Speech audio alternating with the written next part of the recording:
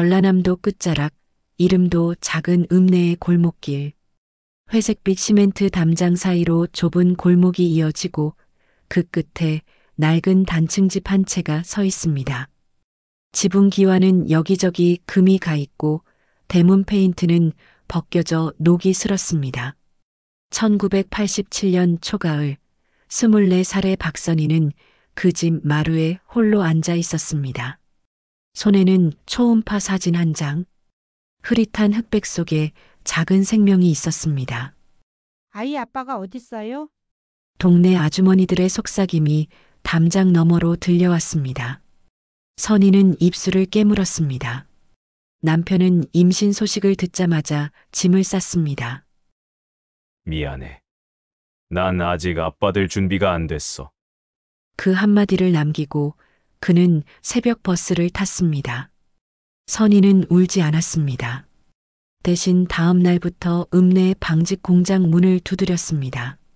아침 6시부터 저녁 8시까지 재봉틀 앞에 앉아 천을 잇고 또 이었습니다.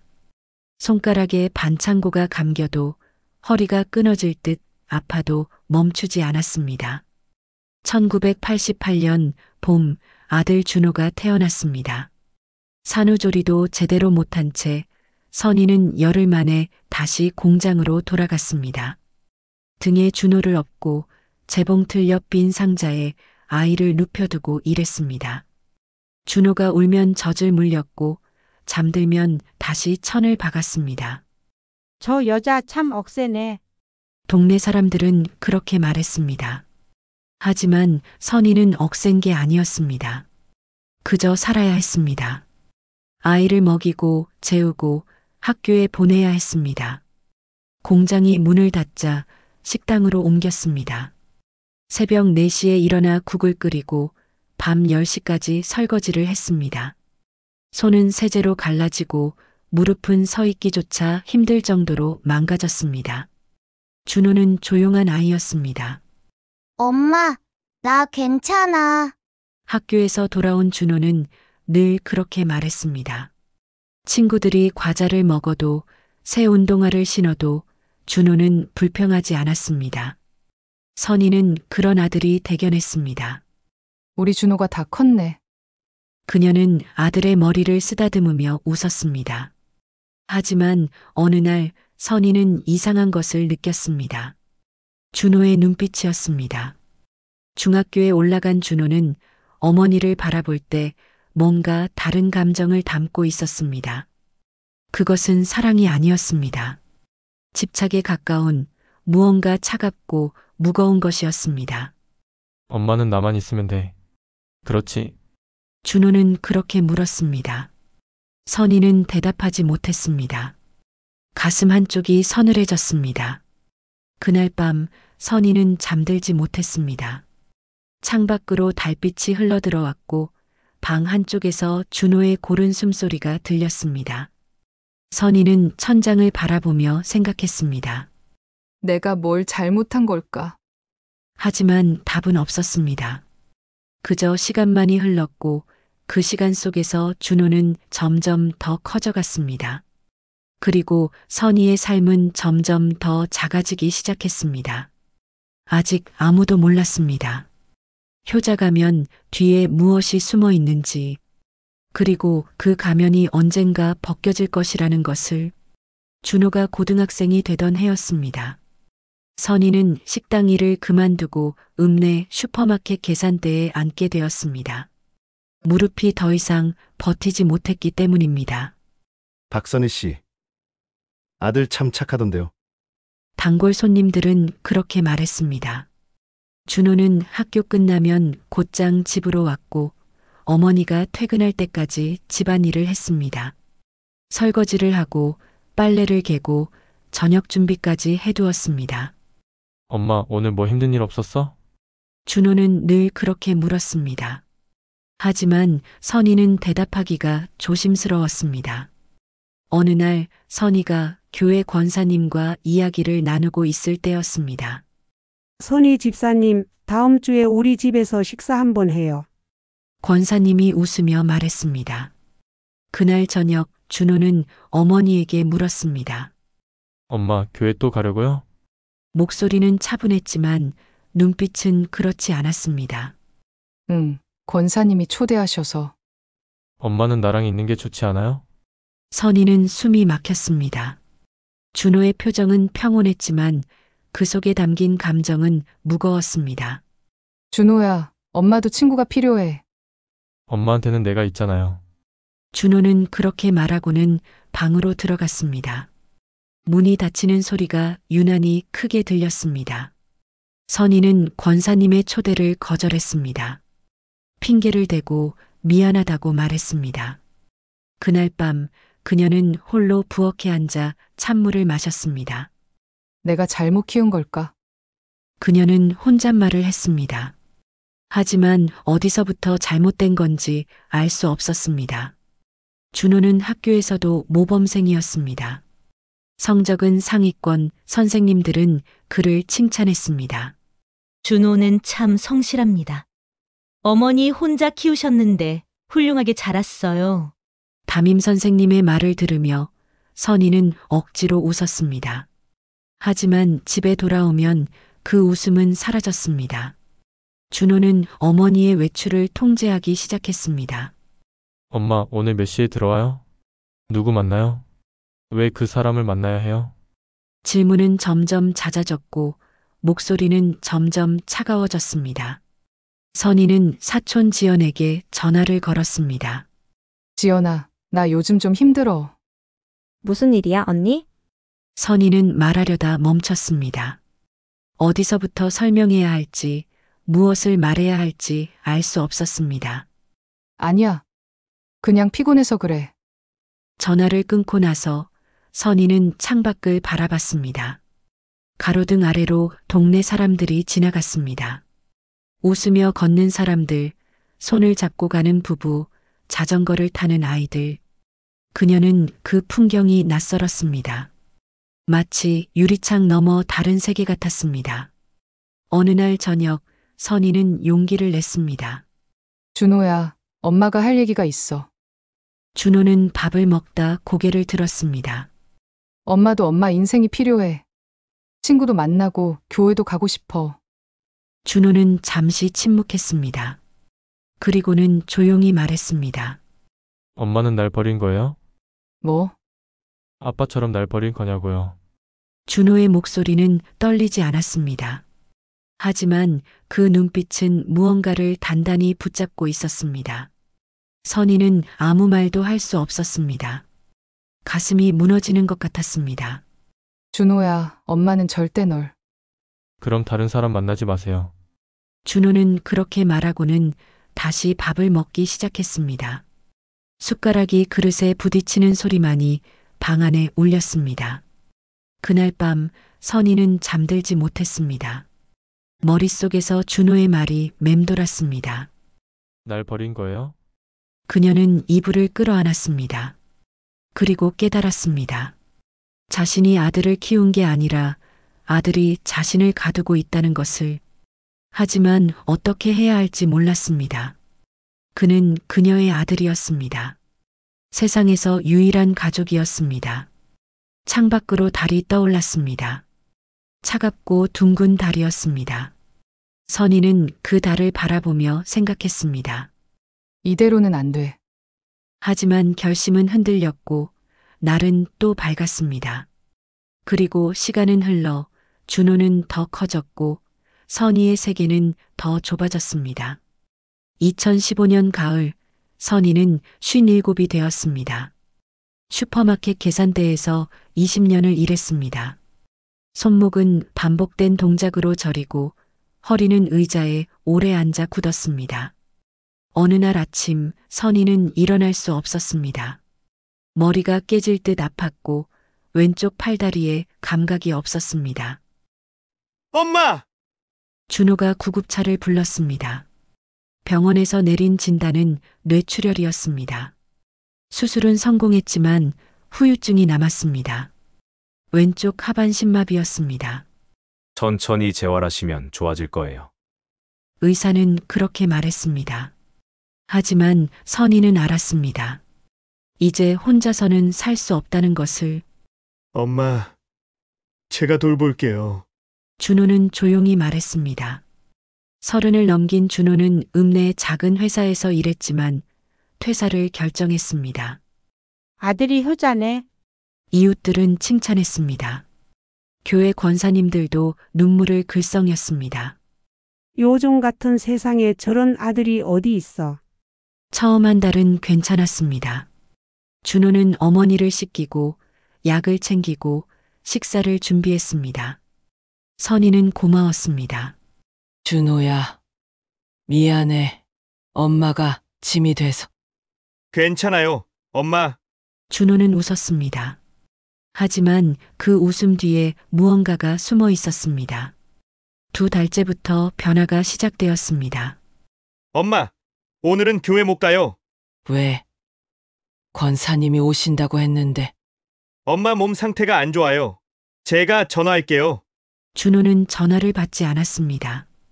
권사님이 집을 찾아왔지만 준호는 문을 열지 않았습니다. 지금은 면회가 어렵습니다. 어머니가 쉬셔야 해서요. 목소리는 정중했지만 단호했습니다. 선희는 안에서 소리치고 싶었습니다. 하지만 목소리가 나오지 않았습니다. 왼쪽이 마비된 몸은 말을 듣지 않았습니다. 사촌 지연도 차단되었습니다. 언니 괜찮아? 전화를 안 받네? 지연이 문자를 보냈지만 준호가 휴대폰을 가져갔습니다. 엄마, 너무 많은 사람이 연락하면 스트레스 받잖아요. 준호는 그렇게 말하며 휴대폰을 서랍에 넣었습니다. 겨울이 왔습니다. 집은 점점 더 조용해졌습니다. 밖에서는 캐럴이 흘러나왔지만 집안은 침묵뿐이었습니다. 엄마, 오늘 밥 안 드셨네요.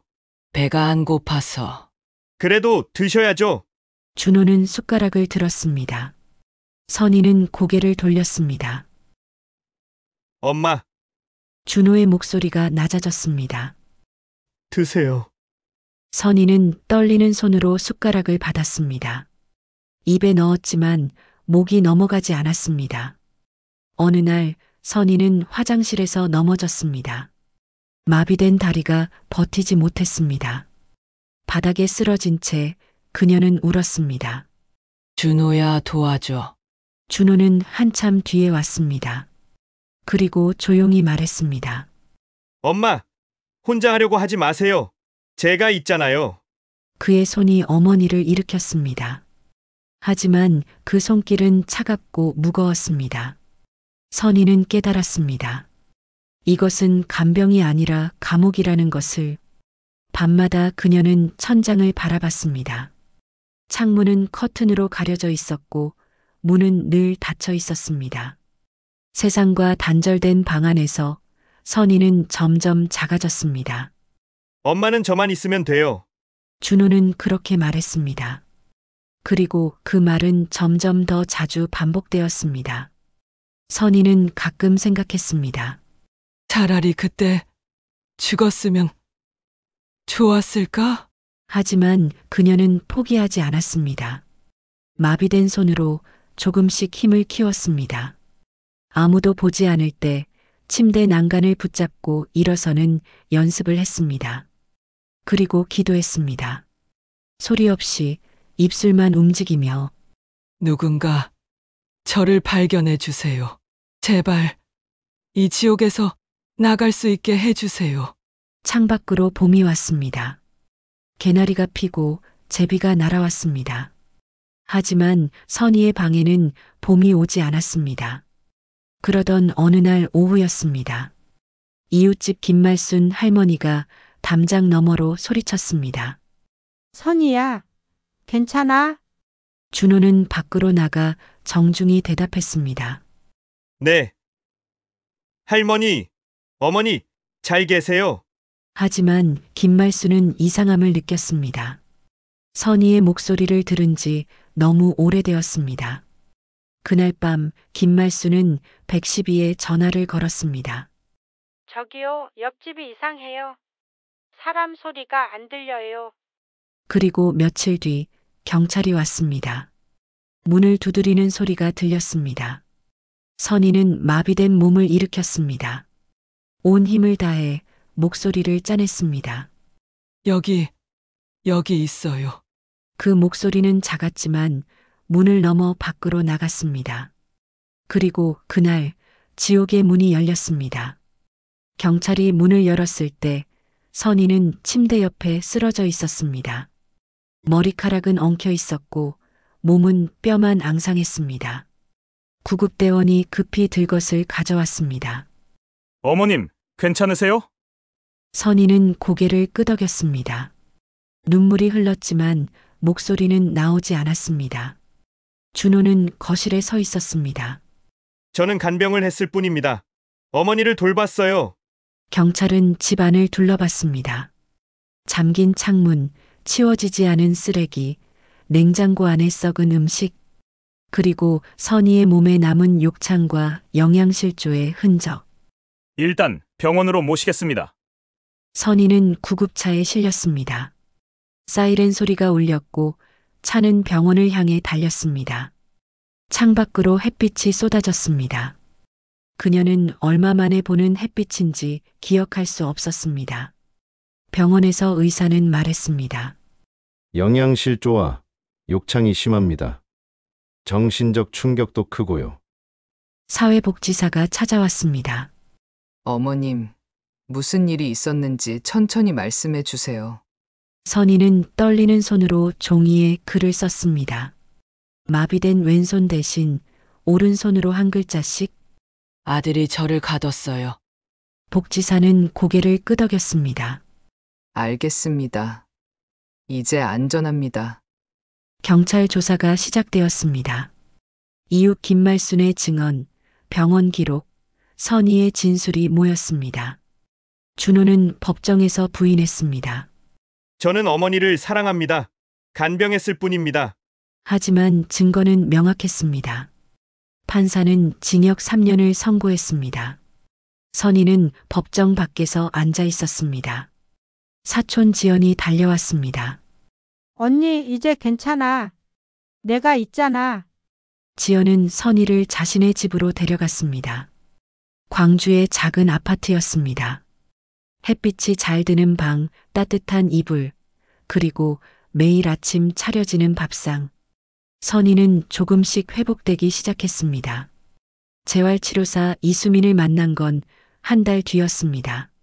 선희 선생님, 천천히 해봐요. 이 손잡이를 잡고 일어서 보세요. 선희는 떨리는 다리로 일어섰습니다. 한 걸음, 두 걸음. 비틀거렸지만 쓰러지지 않았습니다. 잘하셨어요. 수민의 목소리에 선희는 울었습니다.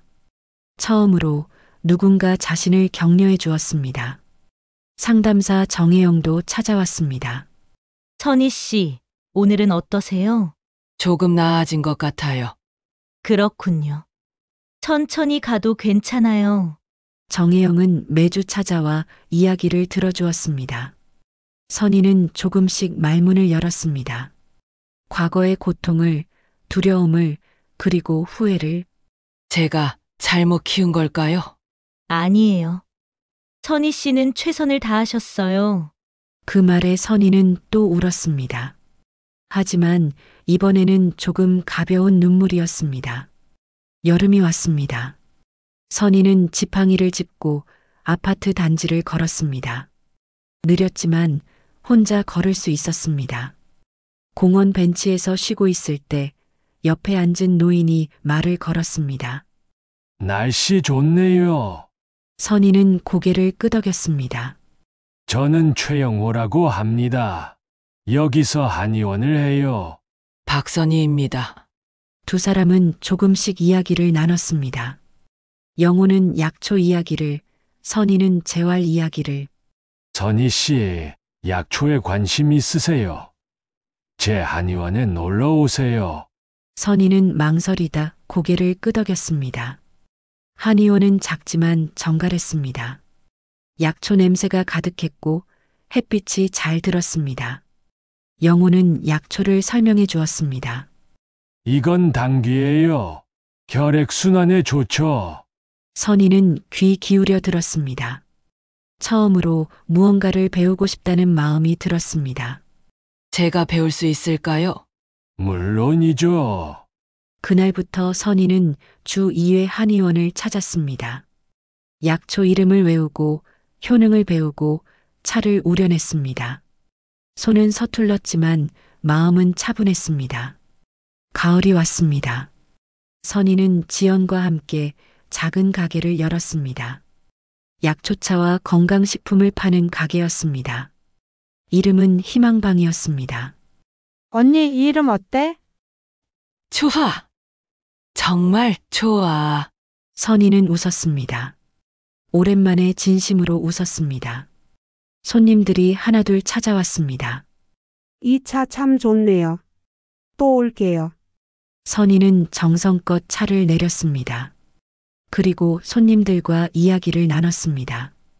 밤에 혼자 앉아 있을 때 선희는 생각했습니다. 나는 살아남았다. 지팡이에 기댄 몸, 여전히 불편한 왼쪽 팔. 하지만 이제 그녀는 자유로웠습니다. 창밖으로 달이 떠올랐습니다. 둥글고 밝은 달이었습니다. 선희는 그 달을 바라보며 속삭였습니다. 이제 괜찮아. 이제 다시 시작할 수 있어. 그리고 내일을 기다렸습니다. 두렵지 않은 내일을. 2045년 봄 선희는 87이 되었습니다. 희망방은 여전히 문을 열었고 단골 손님들이 매일 찾아왔습니다. 지팡이는 이제 익숙한 친구였고 왼쪽 팔도 조금은 움직였습니다. 햇빛 가득한 가게 안에서 선희는 차를 우렸습니다. 옆에는 한상우가 앉아 있었습니다. 최영호의 제자였던 상우는 10년 전 선희의 동반자가 되었습니다. 선희 씨, 오늘 날씨 좋네요. 그러게요. 두 사람은 창밖을 바라봤습니다. 벚꽃이 흩날렸고 아이들이 웃으며 뛰어다녔습니다. 그때 전화가 울렸습니다. 낯선 번호였습니다. 여보세요? 박선희 씨이십니까? 저는 청소요양병원 사회복지사입니다. 선희의 손이 굳었습니다. 아드님 박준호 씨가 입원하셨습니다. 준호. 그 이름을 들은 지 30년이 넘었습니다. 무슨 일인가요? 다발성 경화증입니다. 거동이 불편하신 상태고요. 보호자가 필요합니다. 선희는 침묵했습니다. 복지사는 조심스럽게 말을 이었습니다. 면회를 원하신다고 하시는데. 아니요. 선희의 목소리는 단호했습니다. 저는 가지 않겠습니다. 전화를 끊은 뒤 선희는 창밖을 바라봤습니다. 상우가 조용히 손을 잡아주었습니다. 괜찮으세요? 네, 괜찮아요. 하지만 그날 밤 선희는 잠들지 못했습니다. 과거가 물밀듯 밀려왔습니다. 침대에 누운 채 어둠 속에 갇혔던 날들. 준호의 차가운 눈빛, 잠긴 창문, 들리지 않던 도움의 외침. 하지만 이제는 달랐습니다. 그녀는 더 이상 그곳에 없었습니다. 이틀 뒤 복지사가 다시 전화했습니다. 박선희 씨, 아드님이 계속 면회를 요청하십니다. 제가 한번 가보겠습니다. 상우가 함께 갔습니다. 병원은 조용했고 복도에는 소독약 냄새가 났습니다. 준호는 침대에 누워 있었습니다. 머리는 희끗했고 얼굴은 수척했습니다. 한때 그녀를 가뒀던 손은 이제 침대 난간을 겨우 붙잡고 있었습니다. 엄마. 준호의 목소리는 떨렸습니다. 선희는 침대 옆에 섰습니다. 하지만 앉지 않았습니다. 엄마. 나 좀 돌봐줘. 제발. 선희는 그를 바라봤습니다. 오랜 침묵 끝에 그녀는 입을 열었습니다. 너는 내 아들이 아니다. 준호의 눈이 커졌습니다. 내가 나를 짓밟던 날 이미 죽은 사람이다. 엄마. 나는 살아남았다. 너 없이. 선희의 목소리는 흔들리지 않았습니다. 나는 이제 자유롭다. 너를 용서할 수도 돌볼 수도 없다. 준호는 울었습니다. 하지만 선희는 돌아섰습니다. 복지사님, 요양시설로 연락 부탁드립니다. 그녀는 병실을 나섰습니다.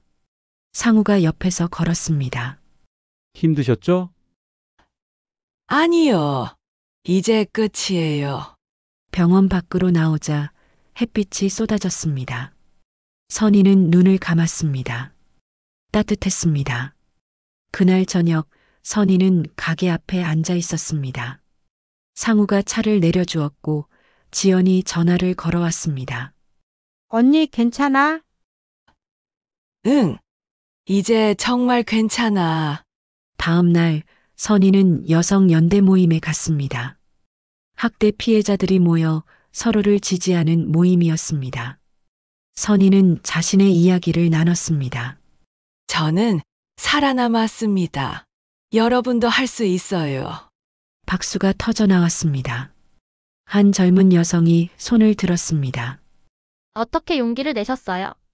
선희는 잠시 생각했습니다. 작은 것부터 시작했어요. 한 걸음씩. 모임이 끝난 뒤 선희는 공원을 걸었습니다. 상우와 손을 잡고 천천히 벤치에 앉아 노을을 바라봤습니다. 선희 씨, 앞으로 뭐 하고 싶으세요? 선희는 웃었습니다. 그냥 이렇게요. 매일매일. 좋네요. 두 사람은 침묵 속에 앉아 있었습니다. 하지만 그 침묵은 편안했습니다. 밤이 되어 선희는 작은 방에 홀로 앉았습니다. 창밖으로 별이 빛났습니다.